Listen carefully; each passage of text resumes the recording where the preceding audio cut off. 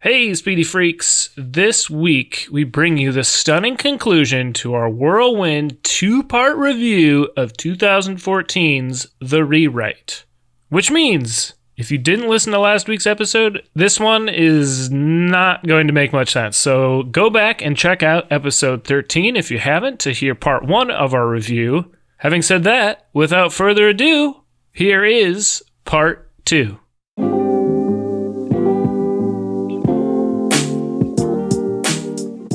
We're back in class, and Karen she's singing a different tune. She is a bitch. She is pissed. She is less than pleased. Yes, less than pleased that she couldn't underage drink with her professor out in public.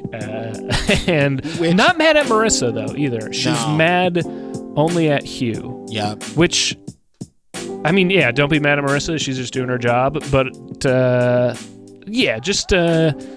just odd. Also, I would throw in this real quick. Karen also points out that she has dated 3 other professors. I forgot about that. Remember that? Yeah.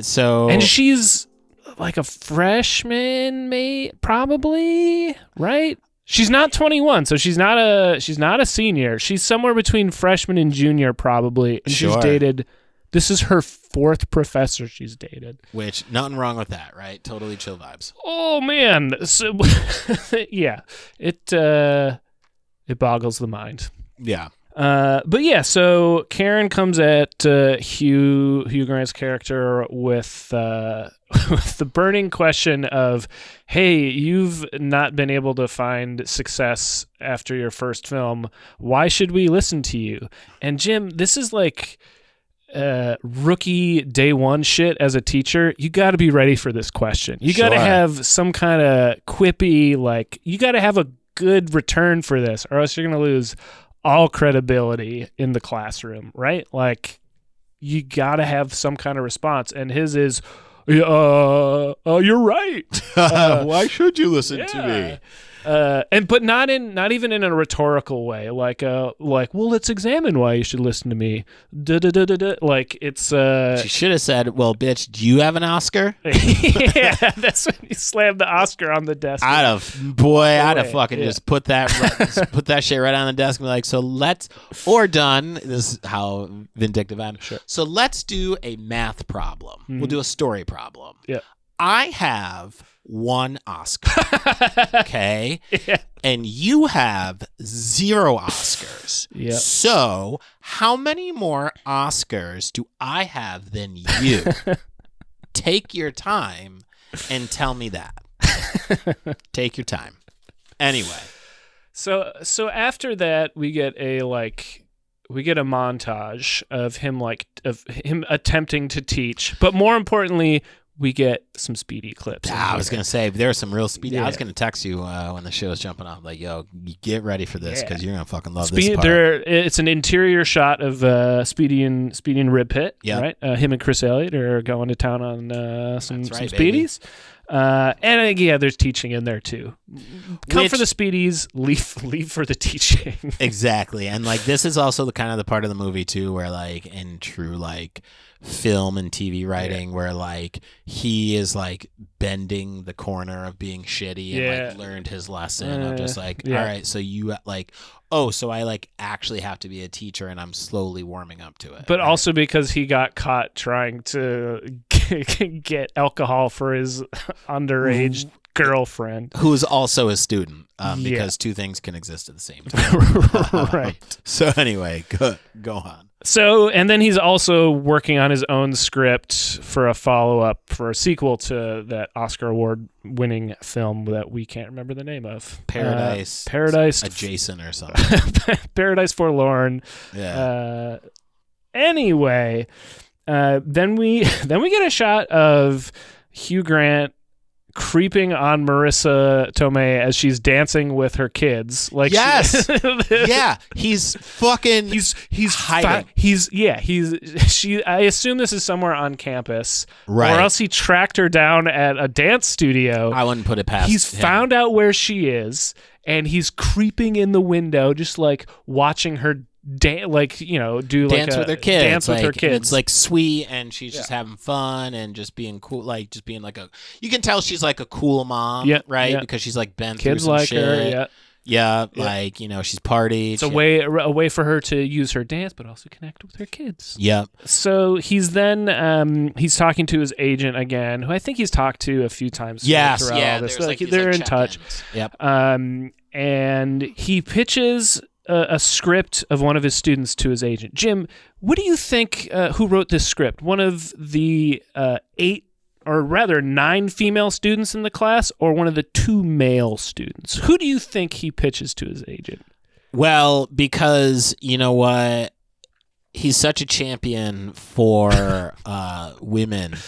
Scripts with strong female leads. Right. Yeah. He wants that. So I'm going to say one of the 2 guys. Yeah. He does. Yeah. This is like when I realized this part of the film where like, again, a big undertone is like Hollywood wants women. Hollywood wants female characters. He pushes the one of 2 male students to get a meeting with Hollywood producers. I fucking lost it. Like, what the fuck? Well, if this movie was to have any redeeming quality, it would be him plucking one of the female students who, like, they are somewhat fleshed out characters. Like, you get to know a few of them and like the scripts they're developing. Yeah, like there's the one girl who like writes like the bar mitzvah that goes haywire, and then there's like the I forget the Asian girl who's just like the like film nerd who's like developing a very dark script. Yeah, like, god damn it. Those 2 characters have a lot more character, and the like white dude just like, oh, I'm just really smart and nerdy and like sneezes on everybody and shit. Much less of a character, right. But he's the one that gets the meeting because that's how Hollywood works. I was about to say. So I don't know if you've seen Rob. There's something called a Good Old Boy Network. If you're familiar with that, but yeah. Well, he's just a better writer, and he can write a more compelling female lead than any of the young women who have lived that experience. Right? That's the moral of the story. Yep. Anyway, there's a line here that Hugh gives out, which I definitely have, and he wrote, "I'm in Binghamton. What trouble could I get in?" Yes, a lot. Yes. Enter Karen, sir, and a lot. She wants to discuss her relationship with Hugh, which is the correct word because that is what they have. Sure. Right? Yeah. Oh, and also we should also know where this discussion is taking place. Yes. In the hallway at school. Mm-hmm. You know? And previously, when Hugh Grant was talking to Marissa points out the obvious points in Karen's script, because everyone's looking at each other's scripts in class, that Karen has like a dad complex and is looking to fill that space in her life, and that's clear from the script she's written, which is very much mirrors her relationship with Hugh Grant. Right. Which Hugh Grant didn't pick up on. He had to have Marissa point out because he's a fucking terrible teacher. And I'm going to go on a limb and say a terrible writer. Yeah. There you go. So she wants to discuss their relationship, which is a fair thing to request from your teacher and the person you're seeing, right? And he proceeds to give her notes on her script. Yeah. That's and tells her that the older character in her script is too likable. Which I felt was the writer attempting to look at the audience as like, no, I don't like Hugh Grant at all. You don't have this problem. Nah, man, I don't fuck with you. And at this point, it escalates to Karen saying "fuck you," which thumbs up. Yeah. Again, in the hallway, everyone can hear it. And she also asks him to bring her back her weed because she's going to need to smoke it after this relationship. This horrible breakup. Yes. Everyone overhears Allison Janney's character, like, it's like right outside her door. Right. She pops out, looks at him, just shakes her head. Correct response. Or else maybe like ejecting him from the building and calling campus security, like, you're not allowed on campus anymore until we sort this out. That might be the correct response. Sure, right. At this point, this is my favorite line from the entire film is approaching, because Chris Elliott comes out and is like, hey man, are you okay, buddy? And Hugh Grant says, I'm not sure, maybe I need to go home and eat the rest of Karen's pot. And then Chris says, I know what you need. Smash cut to Speedy and Rib Pit eating Spiedies. Best part of the film. Yes. Absolutely fantastic. Yep. But also J.K. Simmons' character is there, and I don't think he's aware. Like, he didn't show up and didn't hear the kerfuffle. Yeah, I don't. But again, Hugh Grant's character, having just been outed as being a predator, his follow-up is Spiedies with the department head. Sure, because that's the normal thing to do, right? Yeah. Like, yeah, man, I just broke up with my lady, and the department head's like, oh, who is your lady? It's like, oh, she's also a student. And he's like, what? Yeah. And then, again, we get another joke of Hugh Grant's like, oh, do you have any pictures of your family? Yes. And J.K. Simmons, like, again, gets like weepy and leaves, and like, oh, only took him 30 seconds to cry. It's just like, oh, you poor bastard. You love your family. This fucking pussy loves his family. And they're all women. Yeah. Let's see, where are we in this dumpster fire? Marissa and Hugh are talking. Yeah, getting some notes on her script. Right. And again, everyone's, a lot of these students are just writing from their own life, because that's a good way. That's what Hugh has told them to do, right? And Marissa's like seeing some guy that may be a little bit plain, but he's reliable and not a predator, right? Hey, listen. Not sleeping with 18-year-olds. Right. And Hugh is giving her notes on the script, trying to influence her, not just the script, but her life decisions towards him. Because, he's a free agent now. He's not. He's not fucking a 19-year-old. He's just moving down the class roster alphabetically at this point, I assume. Smart. And Marissa's next up, right? So he's trying to give her notes. And it comes out pretty late in the movie that Hugh Grant hasn't talked to his son in over a year. And the reason is, one, the kid is in the UK in college. And he just kind of assumes, since Hollywood doesn't like him, his kid doesn't like him. Okay. Is the gist of it. And him and his wife are divorced, right? Like, you can come up with such a better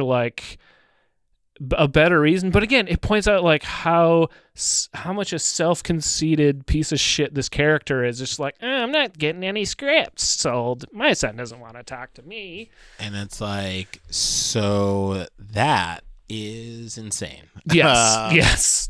So Marissa tells him to call his son, which first we then cut to like a screening of the Twilight Zone. That's right, baby. That's fucking right. Where again, they talked about Rod Serling early on in the movie, and they talked about it when they were at the carousel, how it influenced a particular Twilight Zone episode, which we also talked about. That's right, we did. Episode called Walking Distance. And Jim, the best part of this movie is the 10 seconds that the Twilight Zone is on screen. Mm-hmm. That's the most enjoyable part. But they screen a part of that episode where, very quick synopsis, a guy, his car breaks down and he walks to his childhood home because he's nearby, but he ends up not just walking back to the town, but transporting back to the time he was a child. And like his child self is there, and it involves a carousel in a big way. Go watch the episode. It's great. It's a good one. It's a classic. Yep. So they're screening that, and it's this this character's dad telling him to not look back. Again, the best writing in the movie too is using this as part of the Twilight Zone, telling the character to look forward in life, not look back, which again is Hugh Grant's character is supposed to take some meaning from that. Right. So then he goes home, calls his kid. It's got to be like 4 a.m. in the UK at this point, right? Sure. Like, why? Dad hasn't called me in a year, and he's calling me at 4 a.m. my time. That's not a good look, Hugh. Yeah, it's not a good look. I don't know. Yeah, I don't know what you're up to, Dad. Yeah, dude. It's like, take the time difference into account, please. Mm-hmm. But he leaves a voicemail. We don't know what's going to happen with that.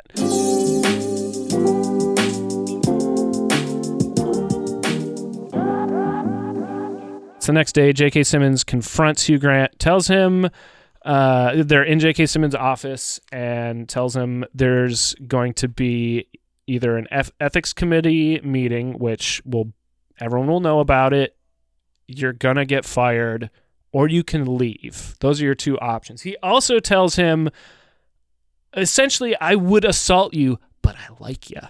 Right. Yeah. But I like you, so I'm not going to. Or he says something to the effect of, like, if this happened to my daughter, right, I would assault you. Like, and I would, with my hands. Yeah. Like, I could kill you with my bare hands. Yeah. And, all that. But I wouldn't. But you know what? Yeah, I like you, Hugh. Yeah, you're a nice guy. It's all right. You fuck 19-year-olds, but not my 19-year-olds. Yeah, so it's cool. It's fine. Yeah. Again, the entire department is complicit. They all like him. They're all going along with it. His Chris Elliott, his neighbor and co-teacher, is his confidant. He's not telling the whole department should be fired, let go, without tenure, without pension. Get them all out of here. Clean house. It's remarkable. Sorry, I lost my spot. God damn, you went off there, Rob. Okay, so he leaves that meeting. He doesn't know what he's going to do. Hugh talks with his agent, and the studio hates his sequel script. And I have the name of the film, Paradise Misplaced. We just misplaced the name of the film. Paradise Misplaced 2. They didn't like his script, and they want someone else to write it. Good choice. Hollywood. Smart. The producers of a studio liked his male student's script, and they would like him to produce it. That's basically the deal he said when he submitted it to his agent. Is like, hey, I'm going to give you the script. It's great, but if anyone wants it, I have to produce it. And they move forward with that. And Hugh then goes to class because let's keep the Predator on campus. Sure. Yeah. And let's leg that out. He tells everyone to give up on writing because he's a shit teacher, and he teaches from his emotions. That's his lesson plan. It's like, how am I feeling today? Yep. Oh, shitty. I'm gonna shit on this profession. Well, if my day is bad, I should definitely make everybody else's day bad too. So good on you. So then he leaves. I think it's raining that day too. He's like looking through a rainy window. It's real cinematic. Mm-hmm. I don't mean to sit on the cinematography. So again, it's shot well. It's a well shot movie. So then he goes to Marissa's restaurant, and we have to interpret something that is said. But yeah. Well, I'll throw this in here real quick. So the extras in this film. Not from Binghamton. Because I'm looking around that restaurant just like, oh, nah. You didn't get locals in here, did ya? Because near one of y'all look like the Binghamtonians I've seen walking around. So we're gonna pop the balloon on that idea that this is just some regular Binghamton citizens. But anyway, back to what you were saying. Now comes the most disappointing part of the movie, and I say that with all intended weight. Again, we've watched Hugh Grant be a predator for roughly an hour and a half at this point. Yeah. And an affable predator. Sure. In the film's depiction. Yeah. Hugh goes to Marissa's restaurant, and she's like, oh, are you hungry? And he says, no, I had a spiedie earlier. And her response is, sorry to hear that. Not sorry to hear you're not hungry. sorry to hear that you had a speedie. Marissa. I was about to throw shit at my TV. What do you fuck? mean? What do you mean? You can't. Sorry to hear that. You can't be a proponent for Binghamton and like shit on speedies. What are they? I don't. Yeah, something ain't adding up here, and boy, do I not agree with it either. Nope, it's no good. I'm sorry. I'm still upset. I'm still upset from it. I'm livid. So after Marissa Tomei delivers the most upsetting line in film history, she then talks to him about being caught as a predator, and he lets her know that Allison Janney's character knows, and he's got two choices: either go to the committee hearing or quit. Marissa, because if he goes to the committee hearing, his son will find out, because honesty is not the best policy. No. Which is also funny that like they were like, yeah, the rest of Hollywood will find out that you were like fucking a student. Like that's going to be a problem. I think they literally say like they won't care. There's a toss off line where he's like, Hollywood won't care. I believe it. True. Fact. But Marissa then tries to tell him how to get out of it. She's like, look, you're going to do the committee hearing. You're going to claim ignorance. You're just going to say you didn't know the policy. Tell Allison Janney's character that the fake ID said she was 21, but just played off as a real ID. So shit looks less statutory. Like, this is Marissa Tomei's character trying to help him lie his way out of this shit. Which, like, yeah, up until this point, you kind of like her, but then you're like, oh, so you're like complicit with. No, like, Jim, she already shit on Speedies. I don't like her at this point. We're done. Yeah, sorry, we wrote her off before that. But like, also just even just like not even suspending belief here, but just like, so you know that the defense of I didn't know it was wrong doesn't hold up. Doesn't hold up. Like, I can't be out there and murder someone and then get arrested and you guys be aren't like, cool with that here? Oh, shit. I didn't know that I couldn't murder. And then be like, oh, yeah, okay. Yeah, you're right. Yeah. Right. Also, what's in addition to the issues, yeah, it's that's your student. Yeah. That's the problem. It's an uneven power dynamic, and it never occurred to you that that's an issue, dude. Right. And like the conflict of interest, right? Like, so if she fucking, and again, this is very much obvious to everyone except you, is like, so if she graduates and passes, nobody's gonna look at you the fact that like you were her student. She also got into the class.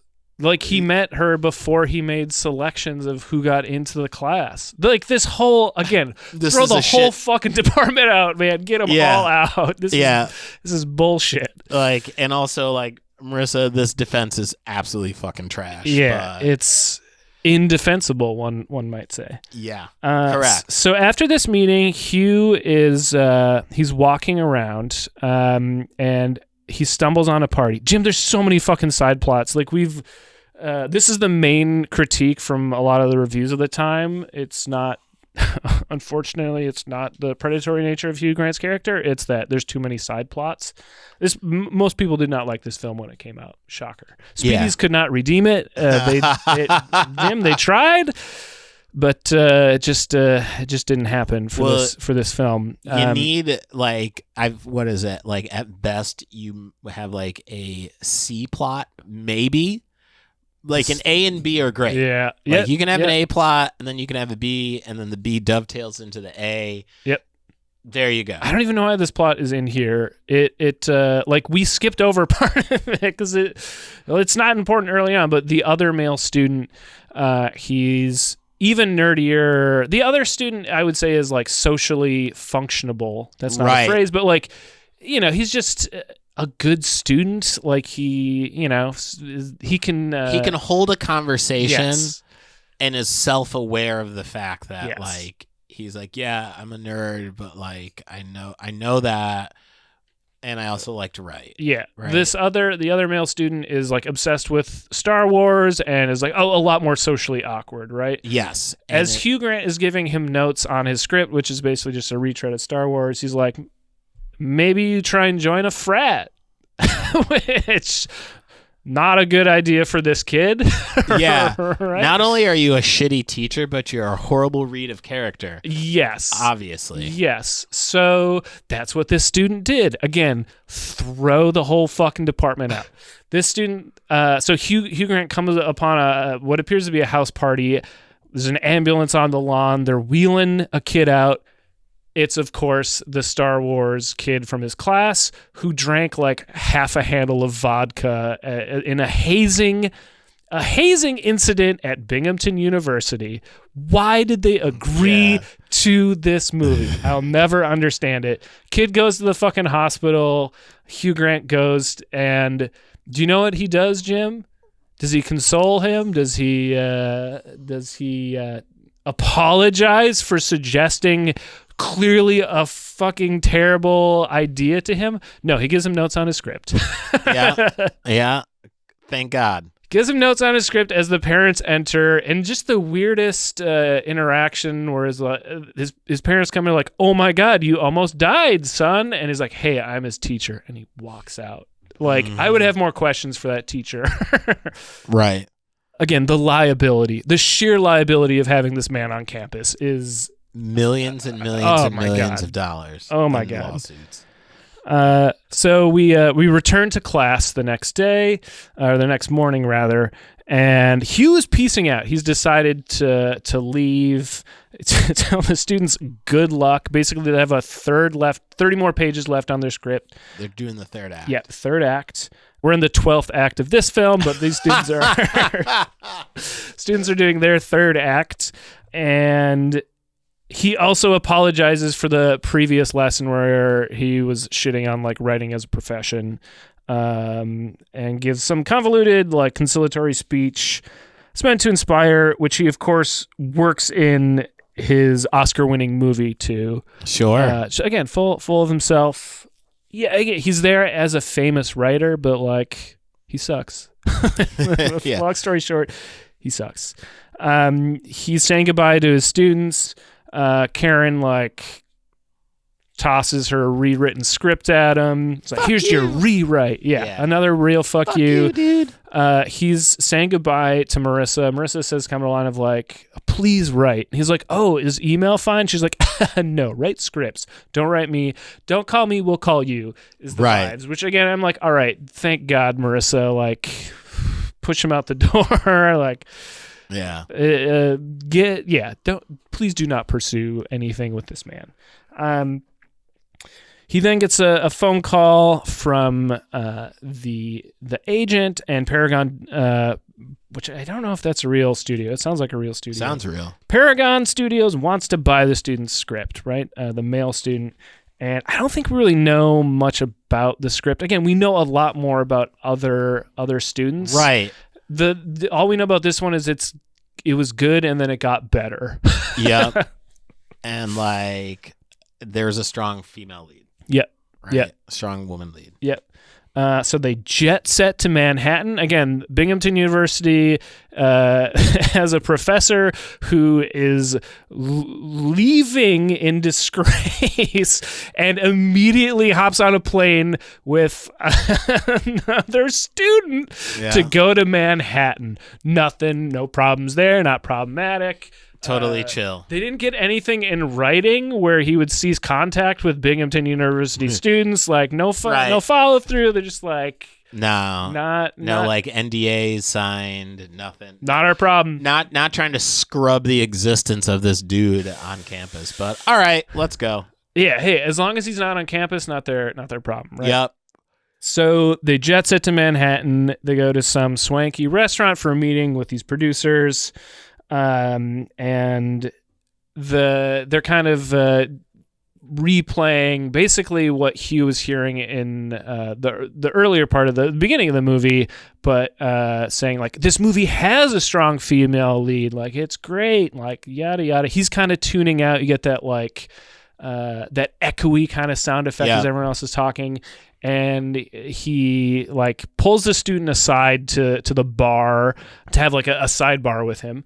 And he tells him like, hey, you've got this, man. I'm gonna leave. Kid has like a fucking panic attack because he's 18 and he's in a Hollywood meeting with 2 producers. Right. Trying to pitch a script. They're talking sequels and shit. And Hugh Grant's just like, nah, you got this. I'm going to leave because he's a good teacher. So he's just like, I've taught you everything. Right. And I'm passing the torch. Like that's how this is. It's supposed to land. Right. Because like the echo shit is like supposed to be like, oh shit, this is what it was like when I first. And also, I don't want this anymore either. Right. He's like, right. He doesn't want to be a part of it. And he wants to pass this on to his 18-year-old student, who's then left to go back to a meeting with 2 Hollywood producers who are going to eat this fucking kid alive and give him the shittiest deal because there's no agent there either. The agent isn't there. There's no lawyer. There's nothing. It's just this kid and 2 Hollywood producers who think they have an amazing script, and they're just going to screw this kid over for the rest of his life and own him. And own the film, and they're going to pay him like $500 for the script. It's going to go on and make like millions and millions and millions of dollars. He won't see a cent. But yeah, it's your time, kid. So Hugh Grant. Go ahead. Oh, and then like as he like tells him that it's his time to shine, the kid like takes his glasses off. He's like, his glasses I got off. This. Puts him in his pocket. I wrote down this line because he comes back. I didn't think they were going to show it, but he comes back and you hear one of the producers say, where is it? He comes back and you hear one of the producers say, hey, he's back. Sans glasses. You look mighty handsome. And the kid's just like, thank you. Just the weirdest fucking interaction.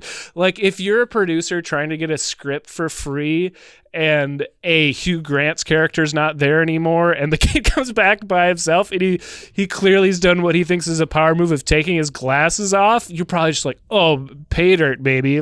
Yeah, just like we're good. We're about to manipulate the fuck out of this kid and let him know what it is.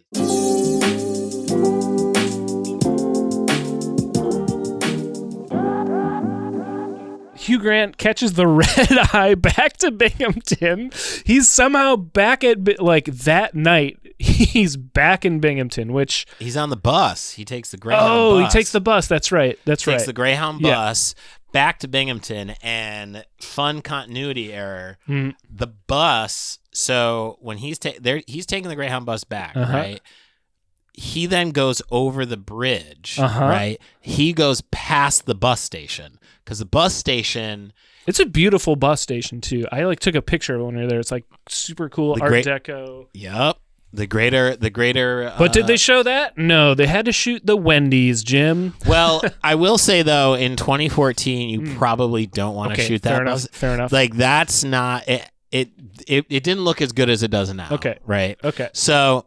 I will say that is the continuity error that stuck out to me, is that bus went over the bridge further into the west side where that bus should have dropped him off. Door-to-door, you know what I mean? service. Next to that bus, it's right next to the Little Menace, right? Yep. You could have just dropped him off there, could have shot in there. Like, listen, you know what? We'll let him live. We'll let him live with that one. But just know, listeners, speedy freaks, y'all know what time it is. That bus shouldn't have went over that bridge. Very true. Very true. Hugh Grant then, after his wild bus ride, sure. This is all the same day. He then goes to J.K. Simmons' house. Again, he's quit his job in disgrace, and he goes to the home of his former boss in what should be the middle of the night, right? It's what, a 4 to 5 hour drive from New York City to Binghamton? 3.5. Okay, 3.5. Yeah. And even if it was, still not, there's no time. It doesn't matter what time. He had even if it was an early dinner meeting in Lower Manhattan, right? Like, so if let's that meeting 5, let's give this meeting like 2 hours, right? So it's 7 o'clock. most buses are going to leave at like 8. Yep. Right. Yep. So this would put him at the. I'll say it was probably a 11:30. Midtown restaurant, right? Like it had Midtown vibes, maybe like Midtown East, one of the swankier ones. Yeah. But he's still got to get cross town. It's going to be at least 30 minutes to get Port Authority, even if you're like sprinting, right? From Midtown East. There you go. And he's got to navigate fucking Port Authority, get a ticket. It's not easy. They don't make it easy in Port Authority. He would have been like, and this is generous, right?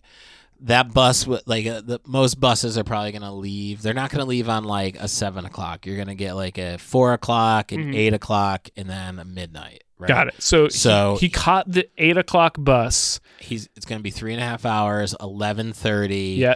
To get to that professor's house. We'll put him at the professor's house at like 11:45. Got it. Call it midnight. Yeah, Call it midnight. He had to use the bathroom at some point. Call it midnight. Right? He got so that we'll tack on a little bit of time because he got in to Binghamton at like 11:30, and who knows what creepy crawlers are there at that time. Yeah. So he probably had to deal with some static over there. Sure. That'll put him. That'll put him there. That'll put him at the professor's house at midnight. Knocking on J.K. Simmons' door. And he tells him that he wants to meet with Allison Janney. He wants to do the ethics committee meeting. He apologizes. And again, J.K. Simmons gets weepy talking about how his daughters and wife care about him. Then it's the next day. We're in the meeting. The ethics committee meeting is just Allison Janney, no one else. No one else needs to be there. Should be pretty clear cut. This is gonna be a quick one, I think. Yeah, which I think she says too. She's like, "You were drunk at a school at a work function. You set up your class like a predator. Did nothing based on merit, only on looks." You are a predator. You picked up a student at Wendy's and then proceeded to give her a slot in your class after she slept with you. Sure. And at this point, she also says something to the effect of ignorance of the policy that dating a student is not an excuse. You also dismissed your class for an entire month. We have this on record. This is all provable. And Hugh Grant's like, let me stop you right there. I'm real sorry. I admit these all look bad, but I like teaching. I really like teaching. Sure. And I think I'm okay at it. He's not, but he just likes teaching. So that's his whole counter argument is, but what if I stayed? Right? But yeah, what if there's no lawyers in this meeting. There's no HR in this meeting. This again, it boggles the mind. Yeah. Boggles the mind. I mean, there is some suspension of belief you have to do with any film, right? Yes. But like, I feel like there's some real glaring shit where it's just like, all right, this is not believable. Yep. Like, I'm not asking, like, we're not, because like, if we were to really like drill down like the reality of this would be like over months, right? Because you have lawyers, you have back and forth, like all this shit, right? So many students' parents could have sued this man, like, and the school. Yeah, they're going after the school because the deeper pockets are the school, right? Absolutely. So they could have sued the fuck out of that school. And again, we're kind of spiraling into like this, like the implosion of Binghamton for hiring. This is a rom-com. This is a fucking rom-com. Like, I can't. I feel like Com is doing a lot of work in that sense. But it's true. Jim, why don't you bring us home? All right, I'll bring us home here.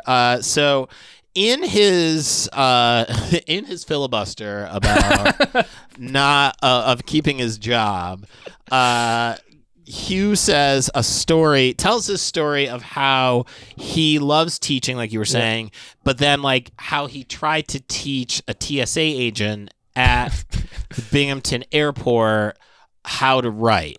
Yeah. And he's like, there I was listening to someone who said that they didn't know how to do it, or like they had this idea for a script, but because they're not a writer, they wouldn't know how to do it. And then in that moment, I'm telling this person like 3-act structure, character development, da-da-da-da-da, and how he used to think teaching sucked, but now he doesn't. So a very backhanded way to tell Allison here that I used to think you were trash, but like, yeah, you guys are all right. So then, and again, this is, we want this to end in a true rom-com. Allison has a change of heart. She quotes Jane Austen, which I'm sure Jane Austen is rolling over in her grave. Oh, I'm sure perpetually anytime this movie is streamed. I'm sure she's crawling out of her grave to go fucking strangle everyone. I have the quote here. She says, selfishness must always be forgiven because there is no hope for a cure. What? Yeah, that was my reaction. He was being selfish when he slept with his young student. And also, then that said, get that person the fuck out. All right, whatever. Yeah, she should not be in charge of the ethics committee if this is her ruling. Yeah. Get her out. Like I said, throw them all out. You say burn it down. Eject the English department. Down. So anyway, so she like cuts him a break. Which Jesus. by the way, again, this is, we're really beyond suspension of disbelief because she's just like, yeah, all right, you can keep your job. So now Hugh walks away from the producer role that he would have had in Clem's fucking script. Yes, but before that, Allison Janney uses this opportunity to leverage Hugh Grant's character into giving her notes on her memoir. Right. Which, what? Again, not very ethical. You just had a disciplinary meeting with this guy about a lot of fucked up shit, and one, you're just wiping your hands of it. Forgive and forget. It's all good. No cure for selfishness. And by the way, could you give me a few notes on my memoir? Right. Not my script either. And they make a point of it, like it would be better if it was just a script. The joke is like, oh, you have a script? She's like, no, it's a memoir. Just have it be a script. That's my note on this film. Yeah. So now, he's walked away from the producer. He gives her notes on the memoir / script, whatever we want to call it. Now, then Hugh runs into Marissa and then shoots his shot with her as the more age appropriate catch, right? Which then you want to talk about not learning your fucking lesson at any point Jesus. Here. So Hugh, yes, you've learned part of the lesson, right? Because it's like, okay, so this is a more age-appropriate woman for you to date, right? And you all know what I mean by age-appropriateness of just like, okay, we're in the same neighborhood, right? This isn't a 20-year age gap. So you weren't in your 30s when they were born. Right, because that is not appropriate. So anyway, all right, so you got that part down, Hugh. Great.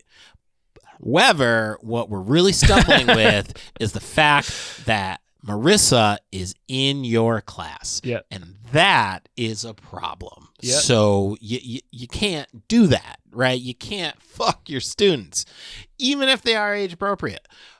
Now, we then find the workaround because Marissa figures out the workaround because then that eventually comes up. Sure. And they're like, all right, we're going to get together.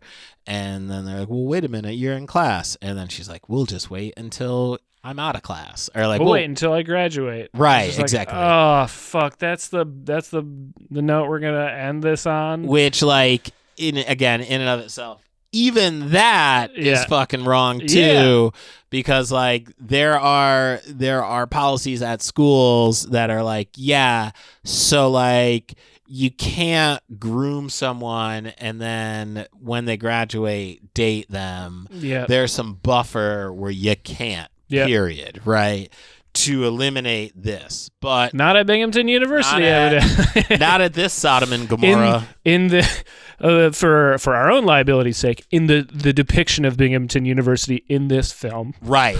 This upside down world that Binghamton University signed on for. Yeah, so Jesus. then, we get to the end of the film and there's a shot of Hugh's phone and it shows his son calls him back. Yep. So Also, everyone's still in the class. Karen is still in the class, front row. They're making her sit in this class with her former abuser. boyfriend and abuser and predator, Hugh Grant's character.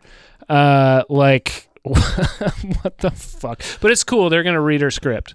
Yeah. Cool. Yeah. And she's excited about it. So we're all pumped. Now We're all punked? Yes. yeah, we're all pumped. We got punked.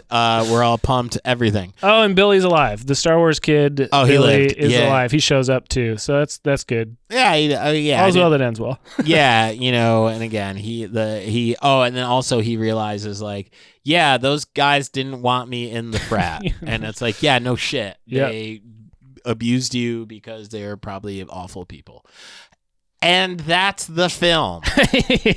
Folks, that is the rewrite, the 2014 classic film that Binghamton deserved better. Binghamton, I feel like we got caught up in the Hollywood hype. Hugh Grant was going to be in town. Marissa's in town. JK's in town. You got the Hollywood elite just walking down Main Street. You know what I mean? There are definitely some moments where, as I'm watching it, I'm just like, what if there was just a junkie that walked by? Or what if there was a bar fight? Sure. You know what I mean? Give me something that brings me home. You know what I mean? And I know that Hollywood isn't going to be able to tap into that. But you know what, though? On the real, it'd have been kind of cool to have, extras from Binghamton in the movie.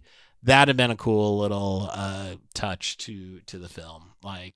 But you know what? We can't go back in time. So this is the most damning fact I learned about this film. The writer / director, we talked a little bit up front. His name is Mark Lawrence. He actually went to Binghamton. Yeah, I was gonna say he went to Binghamton. Went there for English. Binghamton actually has a pretty famous film department, and a lot of people actually come out of there that are super active in the industry. But the most damning thing I learned is Mark has never had a speedie. Yeah, man. Is this even a movie? Did we even just talk for an hour and a half? I'm really sorry to have buried that lead. This could have been a lot shorter this episode. Could have been a 13-minute I apologize to episode. everyone. Yeah, we could have wrapped this shit real quick. Well, man. Speaking of wrapping this shit up, should we do just that? Yeah, I was gonna say, let's bring this home, man.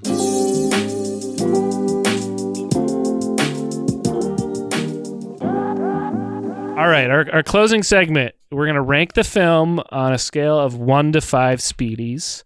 Jim, would you like to go first? Sure. Now we should also clarify 1 being a disaster, Yes. 5 being the greatest, 5 being the Godfather. Yeah. Right. So, all right, I'm going to give this 2.5 speedies. Wow, okay. And that half is that it was in Binghamton. Mm-hmm. That really does carry it for me. Yeah. Again, I feel like we tried to make a real certified piece of shit a good guy in this movie, and I'm like, I don't know how we get there with that. Yeah. As was echoed earlier, there was a lot of plot lines that just were kind of shoehorned in, I think. What I can say, again, we got the Wendy's I worked in, that really holds some weight. That was a flood of memories. Yep. And also, you know what? In terms of the cinematography of Binghamton, yeah, it was really well done. You saw some shit that was very unique to Binghamton, and that was really dope to see. So that is the half speedy that I'm going to give this. because again, we're missing. There's a lot that this fell flat on, but the one thing that I can speak to was the attempts that were made to highlight Binghamton and to showcase Rod Serling, Spiedies. Not every film can have a number 5 in it. I get that. So yeah, I'm gonna stay with 2.5 Spiedies. Rob, I feel like I know where you're gonna go, but I just want to hear you say it out loud. How many Spiedies would you give this on a scale of 1 to 5? I would give it 1. Half a Spiedie? One chunk of speedy meat. So like point 0.1, is that what we can call it? Yeah, half a Spiedie. Yeah, half a Spiedie. Well, I guess we said 1 to 5. Right, so right. I get it would be 1. Yeah. One Spiedie. We'll give it a Spiedie. And that whole Spiedie it's just all Binghamton. That's right, baby. The 607. As far like if I didn't have the context of this podcast, I would have not made it through this movie. Absolutely not. But because of like everything I know about Binghamton and everything I love about Binghamton, like I was excited to see a roundabout that I drove around, right? Yes. And that's why I love watching movies that were filmed in New York City. I just like recognizing shit that I've seen or places I've been, but being able to see that in Binghamton was like especially delightful. And like Binghamton plays a huge role in this film, which I didn't think. I thought it was just going to be a movie that happened to take place in Binghamton. Like it has, like Binghamton is central to a lot of the movie. So for that, I enjoyed it, and again, it allowed me to make it to the end of this movie. Sure, right? There was these little buoys throughout it. Yeah, like, this fucking thing, and then they'd be like Spiedies. Like, I was gonna say like, oh fuck, it's been 15 minutes. We gotta get some Spiedies. Yeah, you better throw in. Oh, Rod Serling. Okay, cool. You've done your, and I think that's the other part of it too. Is like, again, the writer. And did he direct this too? Yeah. Okay. Yeah. He went to Binghamton, and you can see that he like did the best he could to honoring that. Of just like, okay, so if this is going to be like a Binghamton University film, and Binghamton's going to be the backdrop. Yeah. And while they were filming, he'd be like, "That's where I used to do my laundry," and Hugh Grant would be like, "Really? No one cares. Give it a rest." Like literally. Leave. This end of civilization there. Well, luckily for you, Hugh, you never have to go back to Binghamton. It's true. At the end of the day, what I hope for this film is that. All the characters that were at Spiedie and Rib Pit, they like secretly make it back. Like they like Hugh is flying in Spiedies to LA. That's what that's my secret hope. Yeah. One can hope. And one can only give this film 1 Spiedie. So that's my rating. And I'll contextualize this in a way that if you like our podcast, you'll probably enjoy watching some of this movie, if not most of it. Don't recommend this movie to anyone that doesn't watch it or doesn't listen to this podcast. Yeah, like if you want to watch it, if you watch the rewrite in conjunction with this podcast, that's how you should do it. This is what you should do. You should put the film on. Again, it's on Tubi for free. Link in the description. Turn the sound off, mute it, and then play our podcast and listen to us talk about it, and you can just see Binghamton. Yeah, I didn't enjoy anything I heard in this movie. Yeah. But I enjoyed what I saw. And you know what? That'll carry it. Yes. That'll carry it. Well, what are we going to carry ourselves on over to next week, Jim? Well, first I want to say what a hell of a segue before we even do anything. We got to acknowledge that segue there. What we are going to talk about is we're going to stay in Binghamton next week. Okay, we're not leaving the 607. We're not leaving Binghamton, and we are going to go to Temple, and not just any temple. It is a temple that you will find on the west side of Binghamton. There we go. All right. I look forward to it. There it is, baby.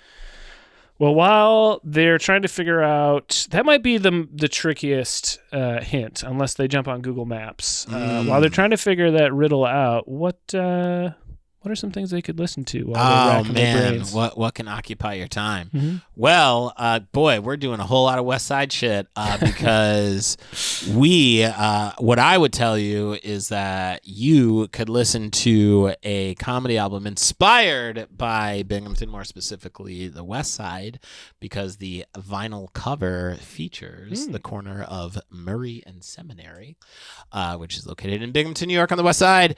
I'm talking about none other than Upstate Understanding's My Comedy Album, available, jimsearch.bandcamp.com. There's digital copies. There's the physical copies. Buy all of them. There's so much cool shit you can grab from there, so please go ahead and do that. It's the new year. Treat yourself right with some really fun shit to listen to. And, of course, once you've done that, you can head over to jimsearchcomedy.com.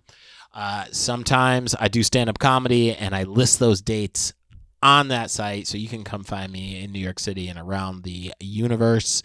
And yeah, that is what you can do. And now let's say that once you get through that, you're still like, man, I want to listen to some more shit. Well, Rob, can you help me here? Because I need them to listen to something else. Do you have any suggestions for them to do that? I do. Let's say you just watched The Rewrite and you need a palate cleanser. You're going to hop on over to brooklynfrequency.bandcamp.com and you're going to download my album called New York Sticky, and it's going to soothe your soul with music that's inspired by go-go, disco, funk, and hip-hop. It's an all-instrumental album. It's just good. It's a good album to throw on and to just hang out. And the links will chill. be in the description. Yes, links in the description for That's all right. these. And while you're down in that description, if you just scroll a little bit further down, you can rate and review our show. If you give us 5 stars and throw in a review, we're getting a lot of 5-star ratings, but not a lot of reviews. So if you take a time to just type out a nice little message about how you hated the movie The Rewrite, but you love our podcast, you can throw in a suggestion as well with that review of something for us to cover in an upcoming episode, so we don't have to watch terrible movies like The Rewrite again. Man. Listen, don't even think about doing the rewrite too. Don't even, what would that be? Rewritten? I guess that'd be rewritten. The rewriting. The rewriting? Yeah, oh, like holy Christ. All right. Well, listen, we're gonna get up out of here, man. I got our sign off for today. Oh, that's right. Yeah. I always like to try and figure out a pun to end on that somehow ties in the word up, and I got it. Are you ready? Let's go. Jim, I give this film no thumbs up. See you next week.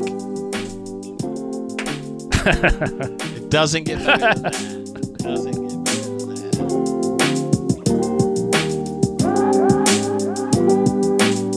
that. Understanding Upstate is a podcast hosted by Jim Search and Rob Adler, edited by Rob Adler, and music from Regal Monk.